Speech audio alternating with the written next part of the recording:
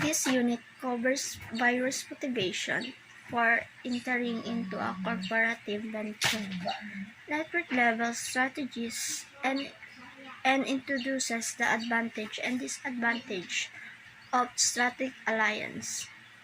It highlights different forms of the most popular alliance, namely franchising, management contracting, and joint ventures in the hospitality and tourism industry. Strategic alliance. The term strategic alliance is often defined as an agreement between two or more partners to share resources and knowledge that could be beneficial to all parties involved. Chato and Olsen, 2003. This strategic alliance can be as simple as two companies sharing their technology or marketing resources in order to develop products jointly and market and improve collaboratively.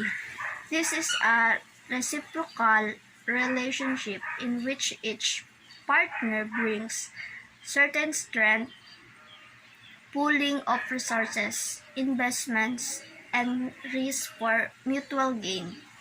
In contrast, they can be highly complex, involving many companies located in different countries.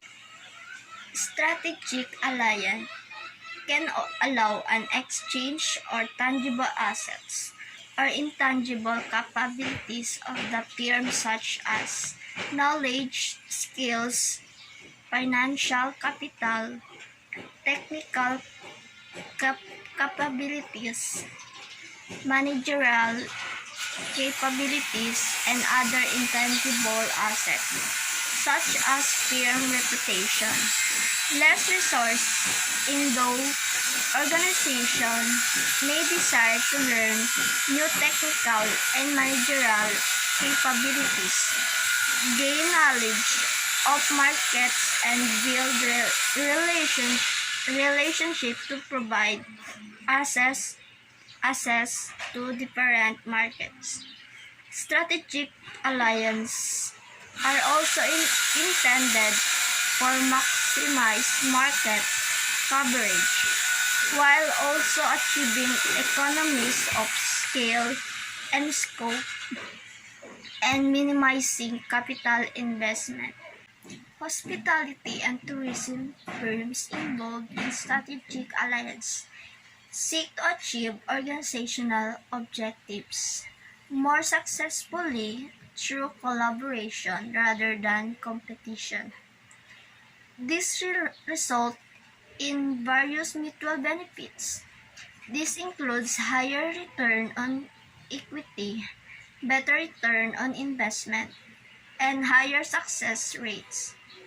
Despite having numerous benefits, strategic alliances also have various drawbacks.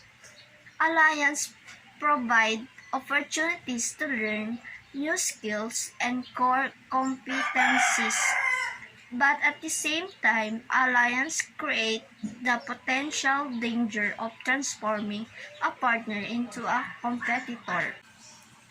What is strategic alliance? Is an arrangement between two companies to undertake a mutual beneficial project while each retains independence. The agreement is less complex and less binding than a joint ventures in which two businesses pool set resources to create a separate business entity. A, a company may enter into a strategic alliance to expand into a new market, improves its products line, or develop an edge over a competitor. The arrangement allows two businesses to work toward a common goal that will benefit both. Example of a strategic alliance. A deal between Starbucks and Barnes and Noble is a classic example of a strategic alliance. Starbucks brews the coffee. Barney and Noble stock the books.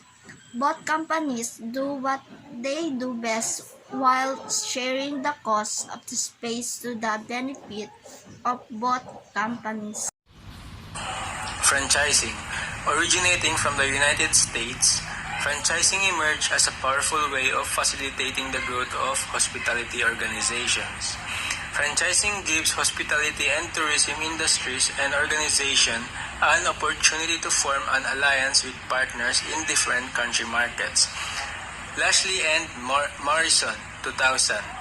Therefore, from a business perspective, it involves less risk than some other means of expansion, notably direct investment. Grant 1985 defined business format franchising as follows. The grant of a license for a predetermined financial return by a franchising company, franchisor, to its franchisees, entitling them to make use of a complete business package including training, support, and the corporate name, thus enabling them to operate their own businesses to exactly the same standards and format as the other units in the franchise chain. Franchising can take various forms, but typically, it involves satellite enterprises run by the franchisee, operating under the trade name and business format of a large organization, franchisor, in exchange for a continuing fee. Hotel franchising come in many forms, but the basic premise is that the owner remains in control of the management and property but has the advantages of a large chain in terms of brand's name and marketing outreach. The franchisee set up of his or her own business, operating along the lines specified by the franchisor and trading in the product of service previously market tested by the franchisor. Franchising has been well appreciated and welcomed by the hotel industry as well as the fast food chains. Hotel chains see franchising as a form of development strategy, and this is expected to be one of the fastest growing vehicles for expansion, especially in the international arena. It is particularly attractive for international expansion because it requires substantially less capital than ownership. For example, KFC, a popular food chain in the UK and USA, are now present in many cities in Nigeria with the same brand name, being managed by franchises. So what is management contracts? Management contracts can be defined as the management of the one company to another, and often but not always, the two are in different countries. A firm with an established reputation for being an excellent manager will grow by contracting to manage property for an owner in returning for a fee. In hospitality industry, management contracts have been recognized as the one of the wisest form of expansion strategies with minimal risk. Esther in 1988 incense the rationale behind the management contracts involved a three-concern agreement in which one company, the operator, agrees with another, the owner, to set up a third, the contract venture, to bring together the operator's expertise and owner's capital. History 1992. So, management contract agreements are favored in many international settings by international hotel chains, such as Hilton and Intercontinental Hotels that have internationally recognized runs and successful track record of hotel management expertise. The management contract allows for a separation of ownership and operation with such an agreement that owners act in inventors who allow someone else to manage the property.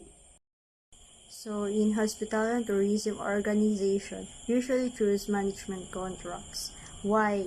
because it is a good opportunity to generate more revenue with less risk out of the knowledge acquired at the great expense. Here are some another reason why an operator might choose to enter into a management contract. The operator's expertise is saleable. The operator has the spare resources such as management, know and how as equipment. There is a viable new business that offers low-risk market entry.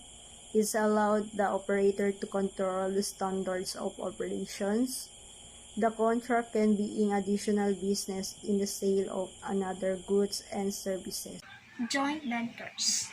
A joint ventures can be defined as a participations of two or more companies in an enterprise in which each party contributes assets, owns the entity to some degree, and shares the risk. Kivela and Luang, 2005, Mangnini, 2008. The alliance may be one of equal partners or on where one party is stronger than the other because of the resources of expertise it possesses.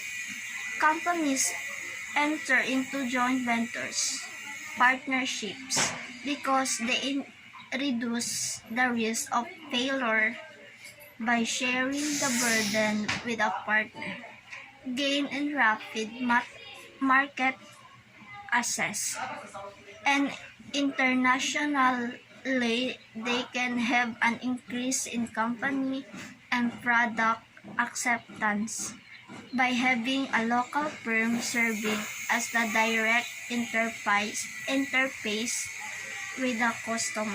So, joint venture may permit better relationship with the local government and organizations, such as the labor unions. Magdi 2008, government-related reasons can be the major rationale for the joint venture in the less developed countries, particularly if the local partner is the government itself or if the local partner is particularly influential. The new venture may be eligible for tax incentives and the government support. However, the key to a joint venture is the sharing of the common business and objectives. In selecting partners, companies must pay attention to the cultural capability of partner. For example, in the case of expanding into Indian and Chinese market, if you do not have market knowledge, joint venture partnership with local partner can be a viable option in order to make presence in these markets. However, one needs to pay attention to the cultural differences, including the educational backgrounds and cultural values, and how this can be managed between the partners.